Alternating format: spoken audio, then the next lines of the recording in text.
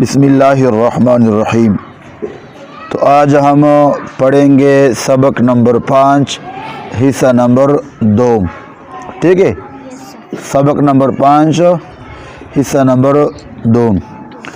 تو تنوین کے بارے میں نے بتایا کہ بھائی تنوین کسے کہتے ہیں۔ تنوین 2 زبر 2 زیر 2 پیش کو تنوین کہتے ہیں، ٹھیک ہے۔ 2 زبر 2 زیر 2 پیش کو تنوین کہتے ہیں، ٹھیک ہے۔ فرماتے ہیں کہ تنوین اصل میں کیا ہوتا ہے؟ نون ساکن۔ اصل میں کیا ہوتا ہے؟ تو اس لیے تنوین کی آواز جو ہے وہ نون ساکن کی طرح ہے، ٹھیک ہے۔ نون اچھا، فرماتے ہیں کہ تنوین کے بعد کبھی الف آ جاتا ہے اور کبھی یا، تو ہج کرتے وقت اس الف کو اور یا کو نہ پڑھے، اس الف کو اور یا کو نہ پڑھے، ٹھیک ہے۔ دیکھو یہ تا 2 زبر تن کیا ہے؟ اب تنوین کے بعد الف ہے، یہ تا کے ساتھ جو ہے، تا کے ساتھ جو الف ہے اس کو ہج کرتے وقت نہیں پڑھنا چاہیے، ٹھیک ہے۔ اسی طرح فرماتے ہیں کہ کبھی یا آ جاتی ہیں، کبھی تو اس یا کو بھی کیا ہے، ہج کرتے وقت اس کو نہ پڑھے۔ اس طرح اس کو دیکھو، یہ ہدن دال 2 زبر دن، ٹھیک ہے۔ تو تنوین کے بعد کیا ہے؟ یا، تو ہج کرتے وقت اس کو نہ پڑھے، ٹھیک ہے۔ تو دیکھو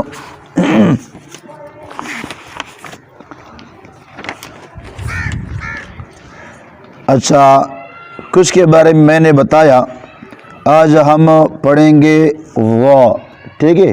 وا سے ہم پڑھیں گے وا 2 زبر 1 وا 2 زیر وین وا 2 پیش وون، تو کیا بن گیا؟ ون وین وون، ٹھیک ہے۔ اسی طرح خا اور وا یہ آپس میں کیا ہے؟ قریب الصوت، کیا ہے؟ یعنی قریب الصوت وہ حروف ہے جن کی آواز ملتی جلتی ہو، ٹھیک ہے۔ سا 2 زبر سن، یہ لوگ سے پڑھتے ہیں، کیا پڑھتے ہیں؟ یہ سے نہیں ہے، یہ ہے سا۔ سا جب پڑھنا ہے تو اس کو باریک پڑھنا ہے، ٹھیک ہے۔ سا 2 زیر سین سا 2 پیش سن، تو کیا بن گیا؟ سن سین سن، ٹھیک ہے۔ اسی طرح سین اور صاد یہ قریب الصوت ہے، کیا ہے؟ لہذا اس میں فرق کرے، ٹھیک ہے۔ سین 2 زبر سن، اب سین کے بعد جو الف ہے اس کو نہیں پڑھنا چاہیے، ٹھیک ہے، کیونکہ ہم نے پیچھے پڑھ لیا کہ تنوین کے بعد الف اور کبھی یا آ جاتی ہیں تو اس کو ہج کرتے وقت نہیں پڑھنا چاہیے، ٹھیک ہے۔ سین 2 زیر سین سین 2 پیش سن، تو کیا بن گیا؟ سن سین سن۔ سین جب آپ نے پڑھنا ہے تو سخت آواز سے پڑھنا ہے، ٹھیک ہے، یعنی دانتوں کو بند کر کے پیچھے سے زبان پہ اپنے زور دینا ہے، سیٹی طرح آواز آپ نے نکالنا ہے، ٹھیک ہے۔ اس طرح صاد اور سین یہ آپس میں قریب الصوت ہے، لہذا اس میں فرق کرنا سیکھے۔ صاد 2 زبر صن صاد دو زیر صین صاد دو پیش صون